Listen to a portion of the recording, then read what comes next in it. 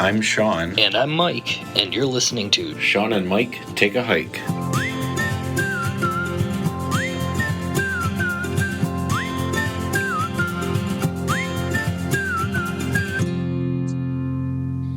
Welcome to another episode of Shawn and Mike Take a Hike. What do you want to talk about today, Mike? I thought we would go on another topical thing, now that we're no longer on a part 2, is do a fall hiking. We are, as of recording, early September. As of release, it will be late September. So I think like the fall hiking is going to be where we want to go with like temperature changes and animal behavior changes, things of that nature. So, like, just what to expect when hiking in the fall. We kind of covered this last year, but you don't have to listen to every episode. Wish you would. You don't have to listen to every episode. And in all fairness, the one that we did last year, this is going off memory without me doing any research whatsoever, but the one that we did last year was really more focused on hunting season. Yes. Fall is much more than just hunting season. Absolutely. Yeah. It's similar, with less dangerous things to avoid. I would say you said this wasn't a part 2, but you could almost call this a part 2 because we did one earlier this year on hiking in the spring. Yeah. So this could be a part 2 to our seasonal. We're creating our own sequels now. It's not good. It's a dangerous. It's a slippery slope. We're getting a couple of these episodes underneath our belt. We got stuff to say. Apparently. So, but yeah, I just thought like I said, temperature changes, the weather pattern changes, all that kind of stuff. Like it all changes in the fall. The trail will change. So I thought we would kind of talk about a few things with that. It might not be the longest episode, or it could be the longest episode. I don't know. I mean, you and I like to ramble. I mean, but no, joking aside, I think this is a great topic because I would 100% say, without being a scientist, hiking in October is 100% different than hiking in July. Like, it just is a different environment, especially where we're at in the Midwest. Like, October is a totally different situation than hiking in July. Right. Is. I mean, in Michigan, where we're at in the quote unquote Midwest, I think we fight a different variable of humidity than a lot of the other Midwest states do. I could be wrong in that. I'm sure they have their level of humidity, but we are surrounded by water. So I feel like that's another variable that other areas don't need to take into account, and it can be a bitch. I'm not saying it is a bitch, but it can be a bitch to deal with. So, but where we're at in the fall, the humidity, we just experienced it. It was humid as hell just up to a couple weeks ago, and the humidity levels right now are, in my opinion, real nice. Oh yeah, right now today. Is beautiful. Real good compared to where it's been for the past several weeks, several months even. Yeah, it's real good now. On that note, if it were a little bit more humid right now, it wouldn't feel like it was 57 degrees outside. It would feel more like it was 67.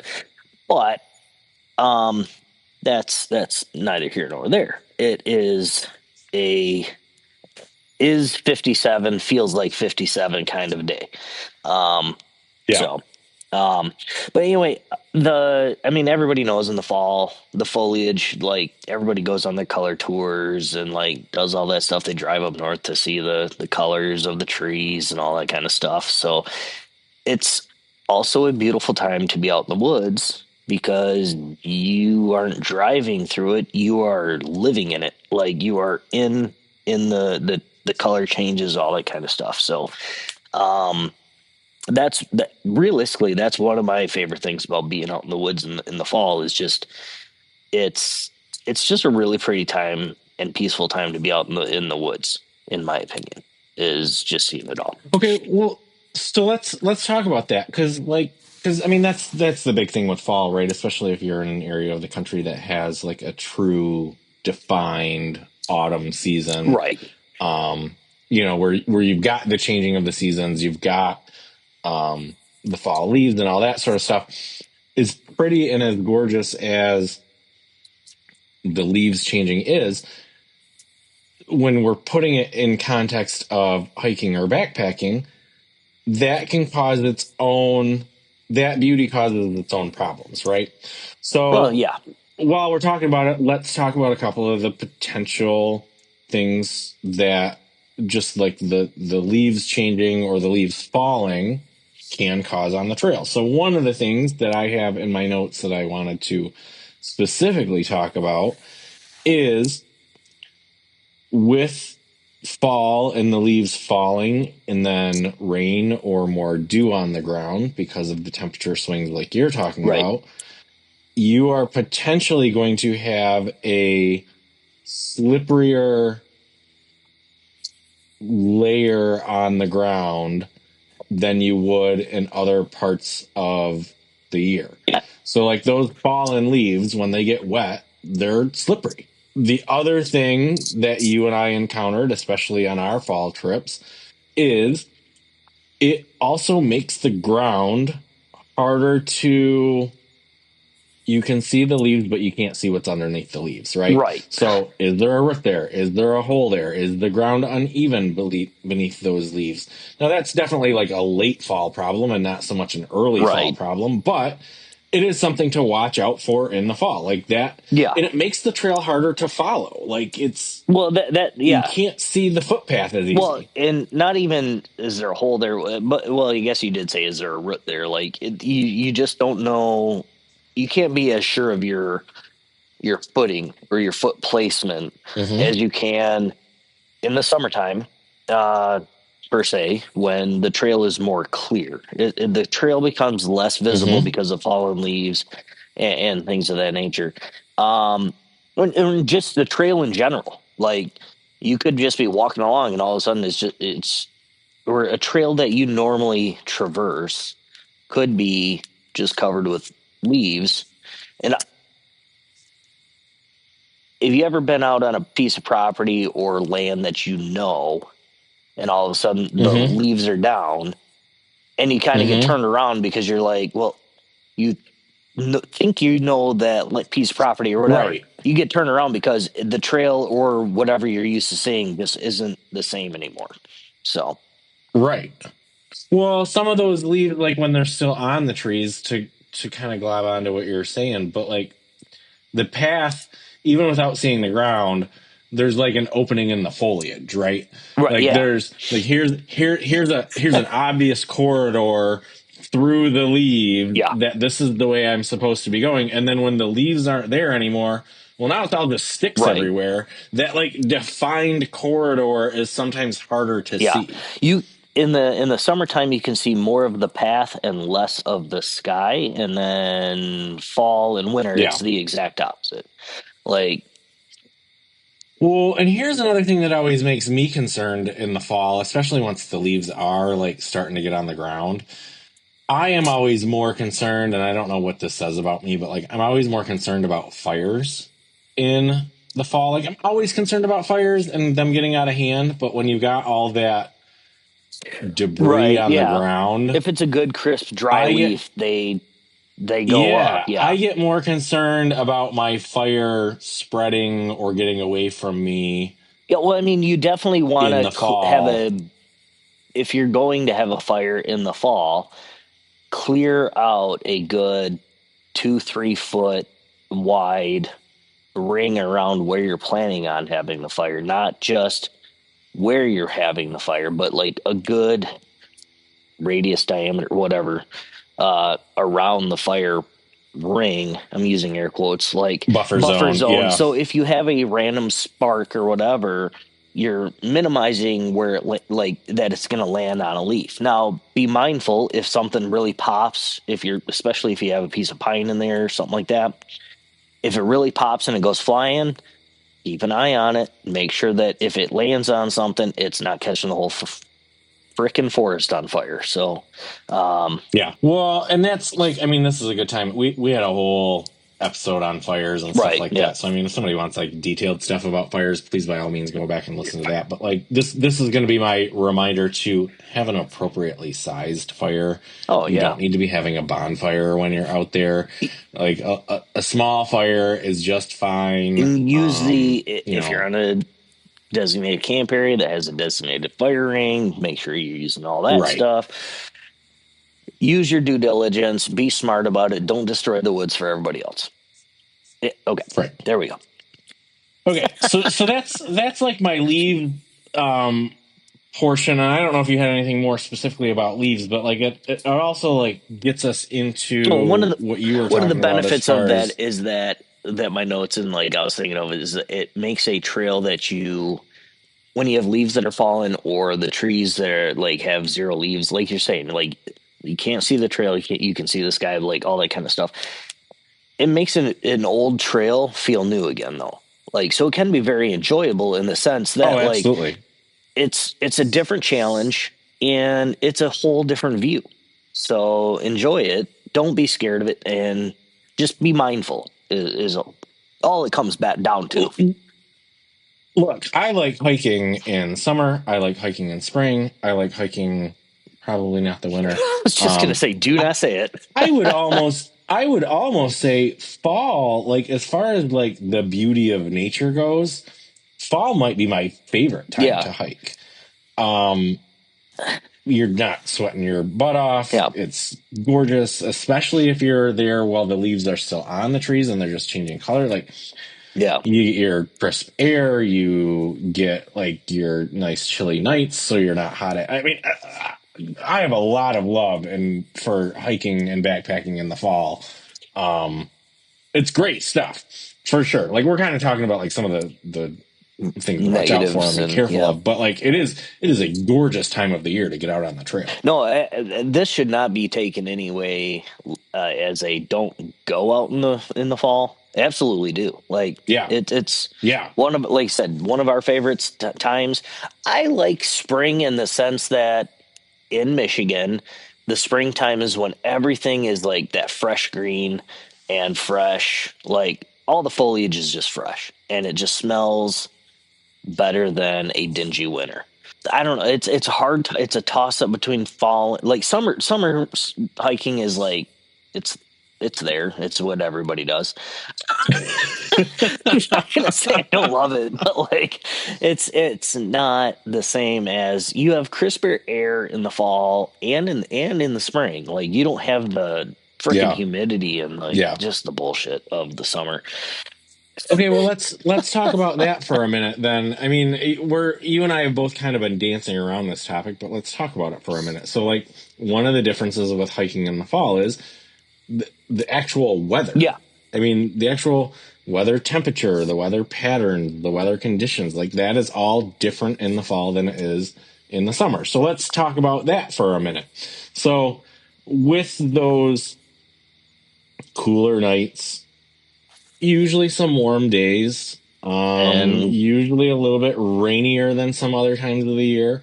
All of that brings some different things to not watch out for, but to be knowledgeable about when you're trying to plan your trip and packing your stuff. Right, yeah. I mean, you like you said, you got cooler nights. Not only do you have cooler nights, you definitely have cooler mornings. I mean, there's nothing harder than getting out of a warm sleeping bag or blanket or quilt, whatever you use. Yep. To go pee in the middle of the night or just to get up in the morning and you have to uncover there's no insulation. There is just you and the other air. So that is definitely one of the times of the year where I really look forward to that cup of coffee when I'm getting up in the morning. Mike and I will take instant coffee to make when we're, especially in the fall, when like you're saying, you got to drag yourself out from underneath your covers. I'm going to hold this piss until I absolutely have to go. 100%. 100%. But at least you can look forward to that hot cup of coffee to get out to, and maybe that'll entice you to get out of your tent. The other thing with that though, like even with those like cooler nights and warmer days or cooler mornings, the the other thing that like I think we should point out is your days are going to be shorter. Your days are getting shorter in the fall than they were in the summer, right? Like Absolutely. you're heading into the shortness of winter. You're not going to have as much daylight as you maybe did, quote unquote, the last time you were on this trail or the last time you were out hiking. So that is something to plan for. Are you going to be able to go the same distance that you would have in July? Yeah. Um, It's going to get daylight out later. It's going to get darker out sooner, and it's going to be colder longer. So there's this is where you're going to want to be sure to have at least a headlamp or some sort of light source just in case and all those things that yep. we always preach about. But, especially as the days start getting shorter, that's really going to come in handy. Yeah, absolutely. Just, I mean, you should always have a headlamp, like always prepare for that kind of stuff. It's just the nights get longer, the days get shorter, and you have to be mindful when prepping for all of that stuff. So, Well, and even if we want to take it one step further too, we're talking about this topic came up because you and I are very mindful of like early fall type stuff. right.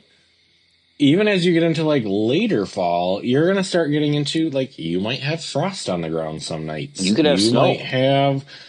You theoretically could have snow. And then that brings all of the things that come in with that too. So like, is there going to be frost in, quote unquote shaded parts of the trail that you're going to have to be mindful? Is that going to be slippery? Right. Is there going to be frost on footbridges or on boardwalks or that sort of thing that's going to make those, things more challenging to navigate? Not impassable or not something you can't deal with, but Right. just things that you theoretically probably haven't had to think about for several months. Now we're getting into that time of year where these are things you're going to want to start thinking about. Like, be mindful of where you're putting your feet. Be mindful that you're wearing shoes that maybe have a little bit more grip instead of just, a pair of sandals or whatever. You're going to want all those things because these are things you could encounter now. We have unpredictable weather patterns, and we have an unpredictable weather patterns enough in the summertime, but like in the fall and especially in the spring, but like in the fall too, like random like rain showers just pop up like out of nowhere, just Yeah. because. So do your due diligence, plan for your weather, but always know that it's never 100% accurate, but it's never really accurate in the fall. Plan if it calls for a light rain, plan for more. Right. Well, and the other weather thing that you tend to run into more in the fall than at least you do typically in the summer is you're going to have your foggy mornings, right? Oh yeah. Because you're going to have those cool nights. Mm-hmm. You're going to have those, the mornings when the sun's coming up and all that, or the ground was heated yesterday and then it got cold and all, whatever it is that makes fog. I'm not a meteorologist by any means, but like you definitely have more foggy mornings in the fall. Yeah. Now, is a foggy morning, again, going to ruin your hike? No, it's probably going to be gorgeous. But depending on how thick the fog is it going to make it harder to navigate? Are you going to get a later start than you maybe would have if it was a nice, clear morning? All those things are going to start being something that you're going to have to contend with. Well, that can make it also, like, if it's foggy, there's dew and moisture in the air. It's humidity, quote unquote. Your clothes could become saturated if you're walking through it and everything. So you got to be mindful of that too, because that can be cold on your skin. Well, and this is probably a good time to like remind people, like, hypothermia is a thing, and it is. What? No, I mean, did you just discover this? It is. Jeez. No, but like you can get hypothermia. It doesn't need to be freezing out in order for you to get hypothermia. Right. If you go out there because you just decide you want to go out there one day and maybe it's like 75 and sunny when you decide you want to do this, but tomorrow it's going to be in the 50s, but all you brought is this t-shirt to wear out there. Like, right, yeah. this is the time of year where like layers really start being a thing again. You're Yeah. make sure I'm on your side, Mike. Like weather forecasts are about junk these Well, days, yeah. but like to the best of your ability, understand what the weather is going to be like. Does it seem like you should bring an extra layer or a light jacket or a beanie or make Right. sure you're bringing the appropriate layers and the appropriate type of clothing for fall Yeah. because hypothermia really is a thing. It doesn't Well, have to be freezing out to get and be hypothermia. mindful, like, okay, don't start the morning with just shorts and a t-shirt or whatever your normal attire is, because it's supposed to be 75 that day. You could wake up and it's 49 degrees or 52 degrees outside. Wear your long pants, wear like a sweatshirt or whatever, wear your layers, and just know that when you start getting warm, you can stop, take a break, and take some of those layers off and Yeah. put those in your pack, carry them, and then when it starts cooling down, you can put them back on. There's no sense in sweating through all your clothes just to be miserable. I have done it. It's not worth it. Shawn has witnessed me doing that.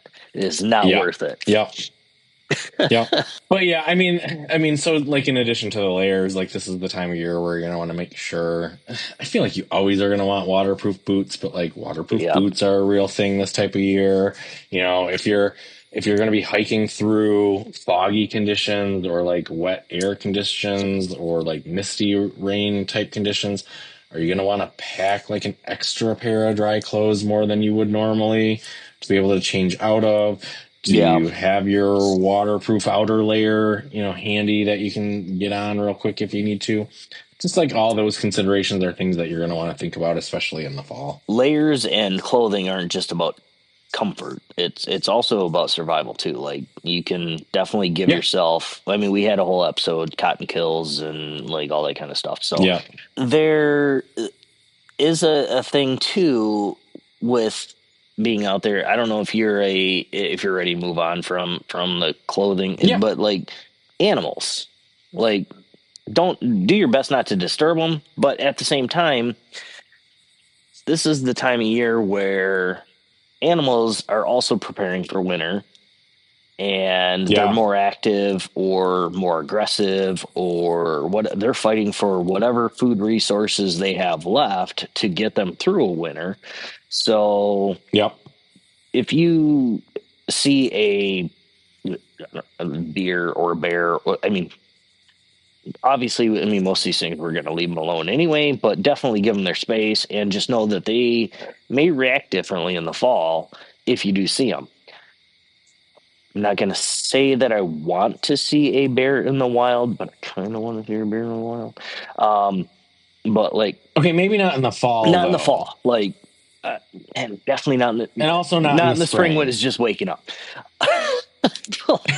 From a distance, with my own eyeballs, not a camera, I would like to see a bear in the wild.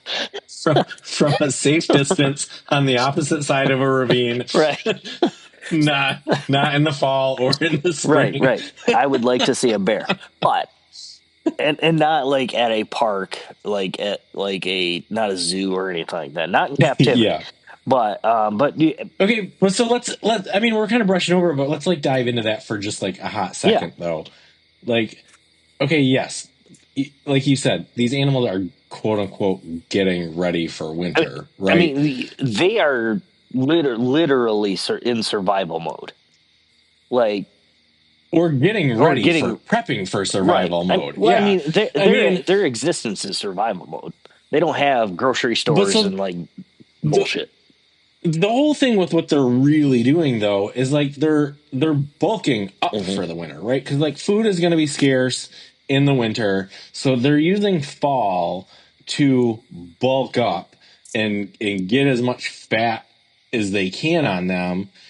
What does that mean for you? Well, for you, the hiker or backpacker, it means you could be that food. An animal that maybe would be more timid, generally speaking, is going to be a little bolder than they normally would have been because they are trying to get as much as they can in them. In addition to being a little bit bolder, as always, but especially in the fall, you are going to want to make sure your food and your supplies Oh yeah. are stored in a safe manner to keep it away from these animals because they are specifically out looking for food. Yeah, definitely more so than Keep normal. your Yeah. food in a way that you can't lose it to a bear or a deer or a raccoon or whatever. Yeah, for sure. I mean, my mind should have gone there. That's not where I was going. I was thinking more like it was going to think I was food, but it's Well, I think that well, yeah, but too. that too. But like, I didn't even go like the make sure you don't have, because sometimes I have a random cough drop in my pocket and I leave it in there in my tent and or whatever. Like those Yeah. have smells, and I don't know if one's going to do it, but like just make sure that like anything that could attract is in your bear canister or bear bag and hung properly and all that kind of stuff. Definitely do your due diligence to make sure that A, you have food in the morning, and B, that you stay safe. Yeah, I mean, like we always say, make sure your stuff is Two, you know, secured and in a 200 feet bag or in away or a 200, yeah. canister and 200 feet away. And like, I mean, and I stand by that. Like all times of year, that is I just important. noticed like these last Uh, couple of episodes, we've just been like, do the, like just like we've said it, we said it. But we always say like you don't have to listen to every episode. Like we've right. said it before, but you don't have to listen to that. Well, and then I mean, the other thing to keep in mind is like it is rutting season in the Oh fall yeah. too. So like aside from just the food aspect of like animals being less cautious, like rutting season makes the boys do crazy things. So like they could theoretically be a little more. I hate to use the word aggressive, but like they could be more aggressive. Hey, you never know what's going on in an animal's head. Like I would love to know what my dogs are thinking. You just never know. Be mindful and be respectful. Well, Yeah. that's what we always just say is just be respectful of nature and don't ruin it for the rest of us and all that kind of stuff. So, one thing that you and I have encountered an issue with recently and not so recently is that cooler temps and lower humidity make going farther or longer distances easier and more enjoyable. Tacking on a few extra miles in the fall isn't as difficult respiratory wise and things like that. Trail wise may be different, slipperiness and things like that. But your physical ability internally, it makes your body handles it easier that way. I 100% agree. Like I feel like the body with the environment, with the weather, like you and I can go further because we're not sweating so bad and breathing this humid air and all that sort of stuff. But the flip side of that is trails are a little bit more treacherous. Days are shorter. Right. Does that ultimately equal out? It might. Well, I mean, for you and I, it might equal out. if it's trail, like the back of your hand, is the foliage covering it now? Like, or not foliage, but like, are the leaves covering it? Like, can you not see it as well? Like Yeah. things like that. Yeah. The root is there, but is it there or is it 4 inches away from there? Like, so then the next topic that I had on my list, which is one that I wanted to talk about, if you're good with me moving on to the next one, Mike. yeah, absolutely. Seasonal food/drink modifications. I kind of already touched on the one. Like, this is the type of year that I make sure that we bring coffee. Right. Sometimes when you wake up in the morning and it's 80 degrees already, you don't necessarily want a hot cup of coffee, but like I definitely make sure that I bring a hot cup of coffee this time of year. The other thing that you could bring, and I don't think is a terrible idea, is bring some powdered hot cocoa for like the end of the day. This type of year where like a nice warm drink when you're sitting around a fire at night. It would be super easy to make yourself a hot cup of hot cocoa if you just use some of your powdered Like mix. those little those little packets. The little Yeah. Swiss Miss or whatever packets Yep. are. The other thing, and I'm going to nerd out a little bit on this one because this was one of my favorite episodes that we did in the past, but like the trail mix, you can do seasonal variations on your trail mix. So like this would be the time of year where you could add in like dried cranberries or dried apples, or this is the time of year where pumpkin seeds are like readily available more. Or this might be the time of year where you might actually be able to put those little chocolate morsels or whatever that might not The little melt. chocolate morsels are not gonna melt, right? Like little changes to the staples that maybe you bring on all of your trips. These are where you can do like minor variations to get you into the season. For me, you know how much I love me some trail mix. So like trail mix is one of the things I look forward to out on the trail. Having that little Usually like eats more seasonal than that, thing more of that to than his modify food. it with. 100% I do. But like, all I'm saying is like those like little seasonal variations can sometimes get you into the seasonal spirit. Enjoy spooky season or enjoy Thanksgiving I season don't know if we need with to be some of those like spooky in little the woods. variations. It can be spooky enough. Okay, well, so let's reference then the episode we did about like entertainment in the woods. We talked about like scary stories to tell in the dark being a great thing to have around the fire. Okay. What better way to celebrate spooky season than to tell each other scary stories around the fire? Fair enough. Okay, you've proven your point. All very seasonal, slight variations to get into this time of year. Yeah, I don't know. We're planning a trip in a few weeks, and I am really looking forward to that. I mean, it's realistic. I mean, I always look forward to our August trip, but our fall trip is probably one of my favorites. Just well, okay, and here's another thing. What better time of year to bring yourself like a cinnamon whiskey to sip on around the fire if you're the type of person that likes to have a cocktail at the end of the day. Who doesn't love a cinnamon whiskey? I mean, I know, but you can like make an excuse for it in the fall. Okay, gotcha. Okay, I'm picking up what you're putting down. So yeah. The other thing, I mean, one thing that I'll say too is that like this time of year is you're going to be, especially if you want to go to a national forest or lake shore that is a more popular area to go. The fall is the time to go to the more popular places because the traffic it's dead. Like it winds down. Well, it's off peak, it's off right? peak, right? Yeah. So I mean, if you're fighting crowds and you don't, if your thing isn't fighting crowds, then go into off peak season and you'll be able to see the different colors or whatever that might be available, but also without the people. So like you and I, we've said it before, we're not people people. Yeah, right.